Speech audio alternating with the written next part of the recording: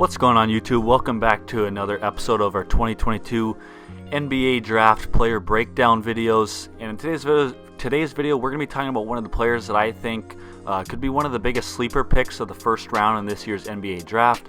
That is Bryce McGowens from Nebraska. I feel like he is one of the players that, if he gets in the right situation with the right team and is able to really kind of build on his game and improve on his game, I think he could have one of the highest ceilings for players that are kind of projected to be at the end of the first round in this year's draft. But I also feel like he's one of the players that could have one of the lowest downsides, I guess you could say, or a player that maybe doesn't necessarily pan out or doesn't really stick in the NBA for being a first round draft pick. So Bryce McGowens is a 6'6", 175-pound shooting guard from Nebraska. He was a freshman this year. In his freshman season, he averaged 16.8 points per game, 5.2 rebounds, and 1.4 assists. He shot 40% from the field, 47.8% from the two-point field goals, and 27.4% from the three-point line. He also shot 83% from the free throw line. He did average 0.7 steals and 0.3 blocks, but however, averaged 2.1 turnovers per game with the Cornhuskers, and they were just kind of had a disappointing year again this year and weren't a great team. But like I said, today we're going to be looking at Bryce McGowens, and one of the players that I feel like has a huge upside for a late first-round pick, but also could have a very disappointing career if things don't pan out. So let's go ahead and look at some of his strengths. So Bryce McGowens is a player that has a lot of upside, has a really high ceiling. He's just a very raw player, but has a lot of attributes or things with his game and just more of his body that are very intriguing and would allow him to be a super player that is able to develop at the NBA level and turn into one of the sleeper picks in this year's draft. One of the biggest things with him is that he's super athletic. He kind of has that really quick, twitchy, movements and athletic ability where he's able to finish above the rim. Has some really good dunks in his freshman year at Nebraska, which really, this quick twitch, muscle that he has really allows him to get by defenders and get to the rim. And then when he gets there, he's able to use that athleticism to finish at the rim. He's really good at avoiding contact at the rim, but he's also really good at finishing through contact. He doesn't necessarily shy away from it, but when he can kind of avoid the contact at the rim and just finish around people, he is able to do that.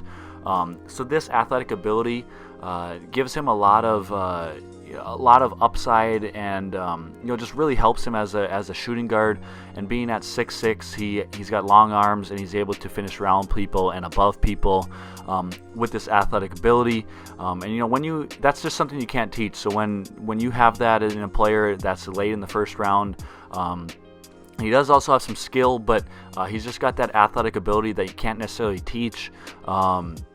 That's just something that teams are really looking for, and could build upon as a player that's selected at the late first round.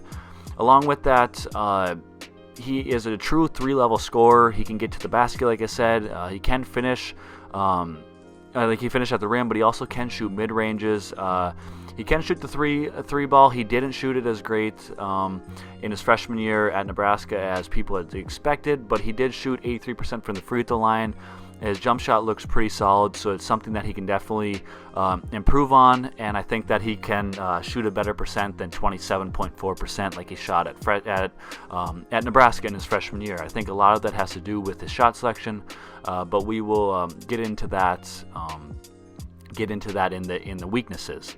Along with that, he does have he is a very smart player. He has a high basketball IQ, and I think that will really, along with his athletic ability and kind of his raw skill set in terms of scoring the ball at the offensive end, I think that could allow him to be a great defensive player and just an overall really good player to pick up, late in the first round. A team can take a chance on him, and if he gets in the right situation with the right team and is able to develop, take a year or two developing, maybe in the G League, a two-way contract, or just kind of throw him in the fire in the NBA. I think that he's a player that could have a really high upside in the NBA.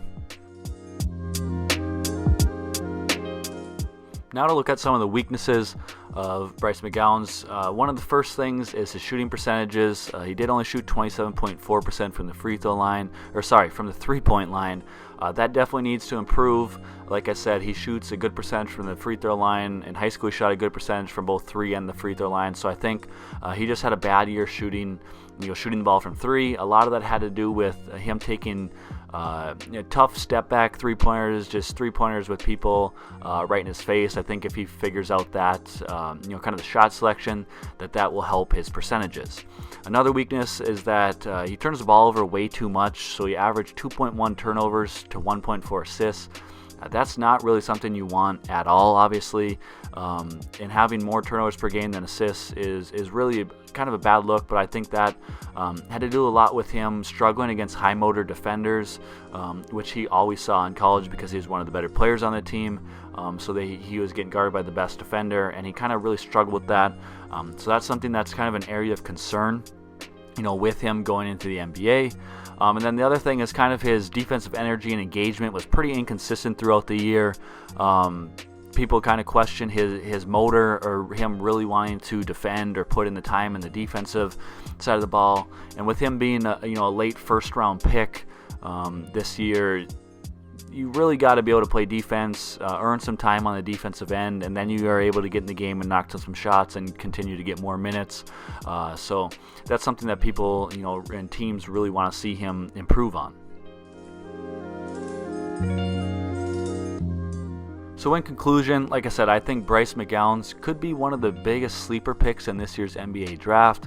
I think he has extremely high potential and high ceiling, and if he gets in the right situation, he can really figure it out and become a great player, especially someone of great value of being picked at the end of the first round and play up higher than that draft pick. But I also think there's a lot of downsides. You kind of question his motor, question his want to on the defensive side of the ball.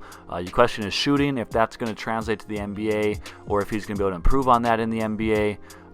So really there is a lot of concerns, but I think if you're a team late in the first round, he's definitely the type of player that you'd want to take a chance on and see if he can develop in a year or two, maybe like I said with a two-way contract, or just kind of throw him in the fire and see how he does in the NBA. So I just want to hear from all you guys, your thoughts on Bryce McGowens. Should he stay for another year in college, or should he go to the NBA right now and get picked to the late first round? Leave all your thoughts in the comment section down below. If you like this video, make sure to hit the like button, hit the subscribe button. We appreciate all the support. Leave all your comments down below. We appreciate everything, and we'll see you in the next one. Peace.